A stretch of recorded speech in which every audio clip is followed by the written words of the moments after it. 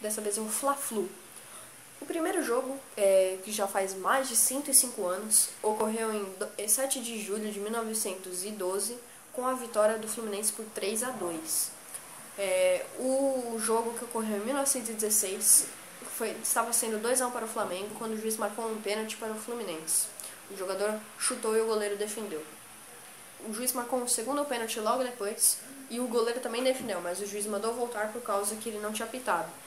O jogador bateu de novo e o goleiro novamente pegou. E o juiz mandou voltar novamente porque falou que houve invasão na área. E aí o jogador do Fluminense cobrou de novo e novamente o goleiro do Flamengo defendeu. E o juiz mandou voltar. Porém, os torcedores invadiram o gramado. E por causa disso, o regulamento era uma paralisação de mais de 5 minutos. O jogo era anulado. A paralisação foi de 7 minutos e o jogo foi anulado. Em 1925, houve o Campeonato Brasileiro de Seleções Estaduais. Só que como não tinha muito tempo, eles mesclaram o Fla-Flu, foi o chamado combinado de Fla-Flu, e incrivelmente eles ganharam de São Paulo, do estado de São Paulo, do estado de Minas Gerais. Isso causou uma revolta. Em 1933, Mário Filho designou o clássico como Fla-Flu, que na época era só Flamengo e Fluminense. Em 1951, pulando bastante tempo, 1-0 na final do Campeonato Carioca, e o Fluminense foi campeão estadual. Em 1963, o maior público da história, 194.603 pessoas. E o Flamengo empatou 0-0 com o Fluminense e foi campeão pelos critérios de desempate. Em 1967, ocorreu o primeiro duelo nacional entre Flamengo e Fluminense. O jogo foi 1-1 e foi apenas a primeira fase desse torneio. Em 1968, um ano depois, o Fluminense venceu o Flamengo por 1-0 com um gol irregular de Wilton, que ele ajeitou a bola na mão, porém não consideraram esse lance, ou seja, gol do Fluminense. O juiz não viu que ele tocou na mão. Em 1977, Fla-Flu fizeram um combinado contra o Brasil para um treinamento para a Copa do Mundo de 1978, 1-1 o jogo. Em 1983, o Fluminense venceu o Flamengo por 1-0. Como tinha empatado com o Bangu no primeiro jogo desse torneio, o Fluminense precisava de um tropeço do Bangu. E adivinha com quem o Bangu ia jogar? Flamengo. Incrivelmente, o Flamengo venceu o Bangu por 2-0 e a partir dessa vitória do Flamengo, ele deu o título ao tricolor das Laranjeiras. Em 1985, houve um empate em 1-1 durante o Campeonato Carioca, devido ao Campeonato Carioca eram nas fases finais desse campeonato. Em 1989, foi a despedida de Zico com a camisa do Flamengo. E o jogo foi contra o Fluminense, o que resultou numa goleada flamenguista por 5-0 com um dos gols de Zico. Em 1995, quem não se lembra do gol de barriga de Renato Gaúcho? O Fluminense venceu por 1-0 e se sagrou campeão carioca. Em 1999, o último jogo do Fla-Flu antes da reforma do Maracanã para diminuir a capacidade, 106.111 pessoas foram no jogo e um empate em 1-1. Em 2009, eles fizeram o primeiro confronto internacional. Foi na primeira fase da Sul-Americana. O primeiro jogo foi 0-0 com o mando de campo do Fluminense e o segundo jogo 1-1 pelos critérios de gol fora de casa valendo 2. O Fluminense se classificou para a próxima fase. Em 2012, completando um dia após o centenário de Fla-Flu, o Fluminense venceu o Flamengo por 1-0 com gol de Fred. E a partir disso, completou 400 jogos após o primeiro jogo do Fla-Flu. Em 2015, 55.999 pessoas compareceram a ver a vitória do Flamengo por 3-1 e o Wallace ajeitou com a mão, lembrando aquele lance de 1968, o Flamengo ganhou por 3-1 com o primeiro gol com uma ajeitada de mão do Wallace, ajudando o Flamengo a vencer o seu jogo. Em 2015, 3-2 para o Fluminense, esse sim foi o jogo 400. O Fluminense venceu por 3-2 e foi o jogo de número 400 da história, e o Flamengo possui vantagem no Fluminense nesse confronto. Em 2016, o Flamengo ganhou do Fluminense por 2-1 com aquela polêmica, né, do que eles viram no banco de reservas pelo celular, que viram o que o jogador do Fluminense, Henrique, estava impedido. Porém, isso não é permitido, mas nada ocorreu e o Flamengo venceu o jogo por 2-1. Esse ano, no final do Campeonato Carioca, o Flamengo venceu o Fluminense na final por 2-1 e se sagrou novamente campeão carioca com um gol no fim do jogo de virada, né? Com gols de Guerreiro e Rodinei. E nesse ano também ocorreu o empate em 2-2 entre Fluminense e Flamengo. O Fluminense tinha feito os seus gols com o Henrique Dourado e com o Wendel, e o Flamengo empatou o jogo também com Guerreiro e Trauco. Com isso, o Flamengo ficou à frente do Fluminense e atualmente está na terceira posição do Campeonato Brasileiro. Os próximos jogos deles só vão ser no segundo turno, lá para setembro, outubro, porém não há uma data definitivamente marcada para esse confronto.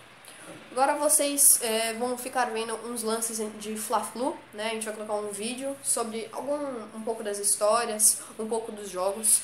E depois eu quero que vocês comentem o que vocês acharam do vídeo, qual que vai ser o próximo vídeo que vocês querem fazer. A gente vai fazer um Atlético Mineiro e Cruzeiro, que vai acontecer amanhã, dia 2 de julho.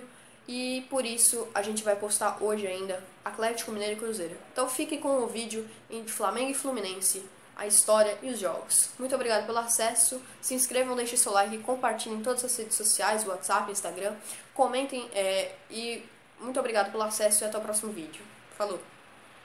Na reportagem desta segunda-feira, Bruno Cortes nos conta como começou toda a mística que hoje mexe com milhões de corações Brasil e mundo afora. Tudo sob o ponto de vista de um tricolor herdeiro direto do primeiro duelo e de um rubro-negro que nasceu menos de um ano depois do Fla-Flu. Pensava na Guiomar pra ser o meu meio armador.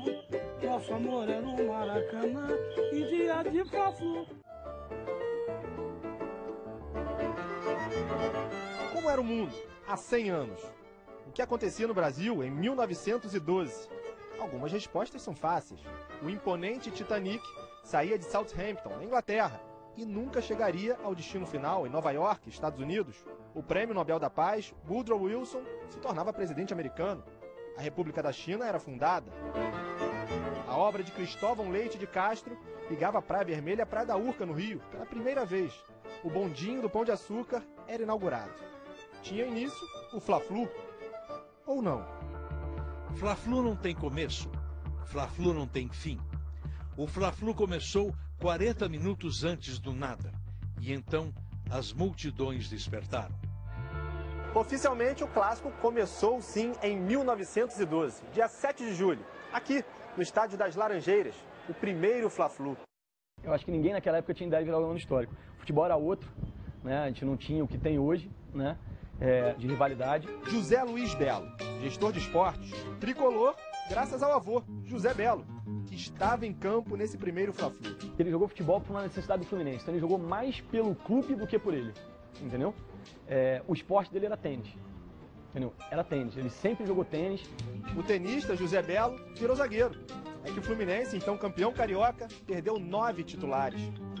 Essa rivalidade começa exatamente aí. Lembrando que a gente está falando de uma época em que o futebol era amador, né? Que os jogadores tinham efetivamente o chamado amor à camisa, ou seja, eles defendiam, né, a sua pátria, né? É diferente do futebol de hoje, em que os jogadores são extremamente profissionais. A base tricolor fundava o futebol do Flamengo.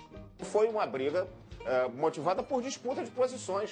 Fulano é amigo de Cicrano, vai escalar Cicrano para jogar, Fulano vai ficar de fora. É uma briga que existe em qualquer pelada, hoje em dia.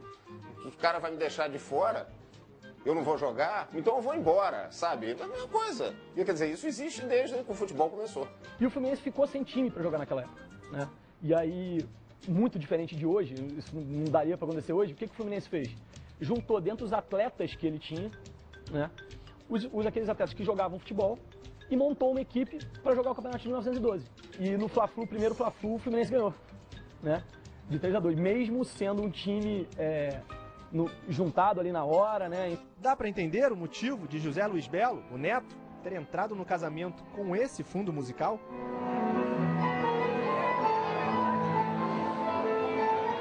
não teria outra música para entrar. E eu propus pra minha esposa, falei, vem cá, você vai achar muito ruim se eu entrar com ele no Fluminense? Aí quando eu mostrei pela versão, ela falou, pô, de jeito nenhum. O avô deve ter se sentido bem representado. Como não conheceu o neto, não pôde matar algumas curiosidades. Assim que acabou o jogo, e aí? O que aconteceu? Para onde vocês foram? Como é que foi o dia seguinte disso? Respostas que só quem viveu aquele dia poderia dar. 100 anos de Fla-Flu, 99 de Fernandinho. Eu vou empatar.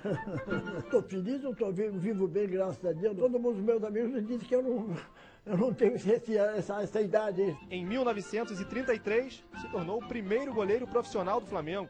Então, dessa posição tá boa. 2 anos antes, a estreia. Como esquecer?